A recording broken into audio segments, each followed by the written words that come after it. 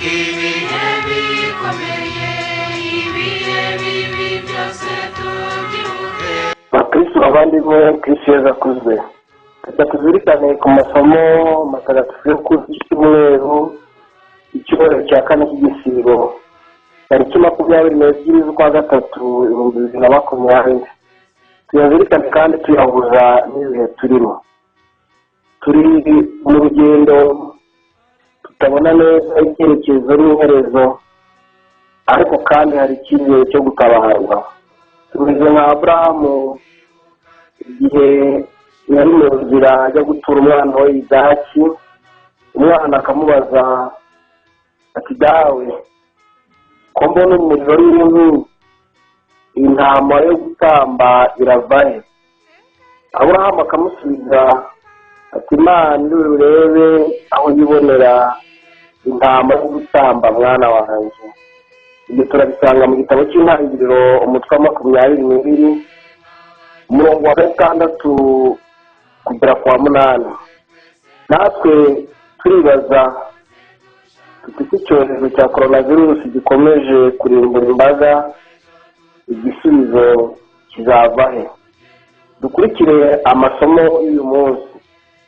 Isomo rya mbere rava mu gitabo cya mbere cya Samweli umutwe wa 16 umurongo wa mbere n'uwa 6 kugeza kwa 7 n'umurongo wa 10 kugera kwa 13a. Isomo rya kabiri rava mu ibaruwa Pawulo yandikiye Abanyefezi umutwe wa 5 umurongo wa 8 kugera kwa 14. Naho ivanjiri ni ivanjiri yanditswe na Yohani umutwe wa 9 umurongo wa mbere kugera kwa 41. Ingingo remezo nahisemo ko tuzirikana muri aya masomo nayikuye mu ivanjiri y'uyu munsi. Iragira iti, mwigisha uwacumuye nde ari uyu muntu ari n'ababyeyi be. Bakristo bavandimwe, Kristo yazakuzwe. Muri ibi bihe turimo, isi iri mu bihe bikomeye byo guhangana n'icyorezo cya coronavirus. Ibintu byose byahagaze, abantu bikingiranye mu mazu yabo. Bamwe babonye akanya ko gutekereza ku buzima muri iyi si, ubuzima twakira ariko kandi bukaducika tubureba. Abandi nabo bahugiye mu gushaka inkomoko y'iki cyorezo.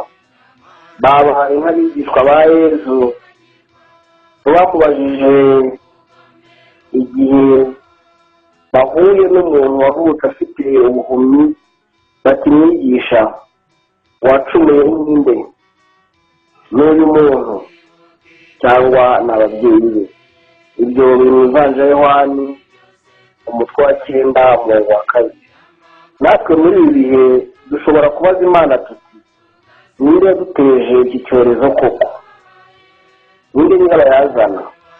Bavandimwe, icy'ingenzi si uguhugira mu kwibaza icyateye indwara, ahubwo icy'ingenzi ni ukuyirwanya uko dushoboye no kuyikuramo isomo rikomeye ndetse rishobora guhindurira imyumvire n'imibereho yacu imbere y'abandi n'imbere y'Imana. Twari dusanzwe tubona igihe cyo gusenga tukagikoresha nabi, Imana tukayiburira umwanya, umunsi w'Imana tukawusimbuza ibindi twaburiye umwanya cyangwa ibindi byo kwinezeza. None rero iki gihe nicyo kugarukira Imana no kuyihumbiraho, kuko ari yo yonyine mutabazi.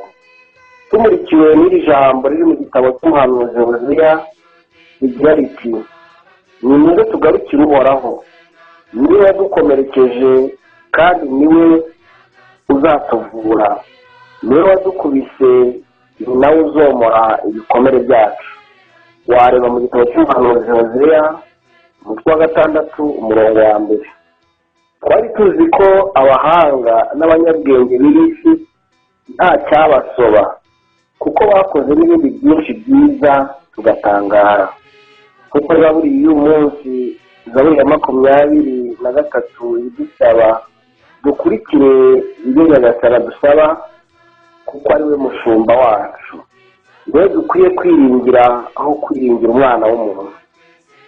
Bamwe bibwira ko bari hejuru y'abandi kubera ubutunzi bw'isi, barushanwa icyubahiro, ubwiza bw'isura, inkomoko, amavuko n'ibindi.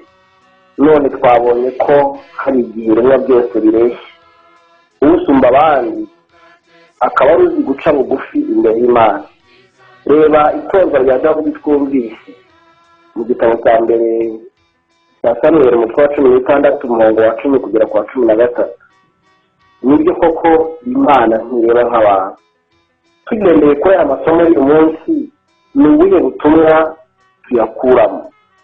Nagerageje kandi nifuje ko tuzirikana kuri ubutumwa butatu. Ubutumwa bwa mbere, Imana ntireba nk'abantu.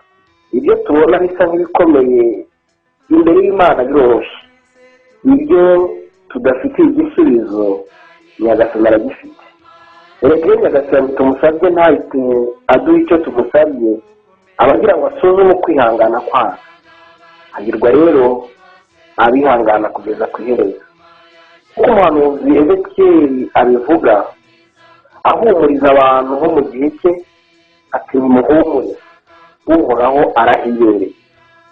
Wareba mu gitabo cy'umuhanuzi Ezekiyeli umutwe wa 48 umurongo wa 35.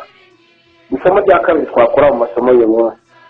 Igihe turimo ni igihe cyo kuba maso, kuko Pawulo mutagatifu abitubwira mu ibaruwa yandikiye Abanyefezi agira ati, kanguka wowe usinziriye, haguruka uve mu bapfuye, maze Kristo akumurikire.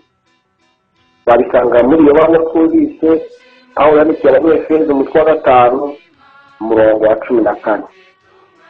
Abapfuye Pawulo yavugaga ni ababaho mu mwijima, bagahungura urumuri rwa Kristo rugaragazwa n'ibikorwa byiza.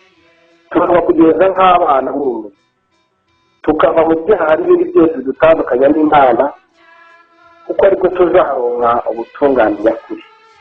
Mu ibaruwa Pawulo yandikiye Abanyefezi umutwe wa 5 umurongo wa 8 kugera ku wa 12.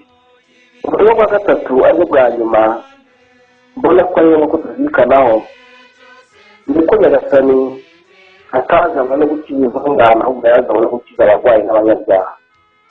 Aho wa muntu wari waravutse afite ubuhumyi, ukamira Imana, tuyinginge kandi duhamye kwemera kwacu, nk'uko tubisanga mu Ivanjili ya Yohani umutwe wa 9 umurongo wa 5 kugera ku wa 38.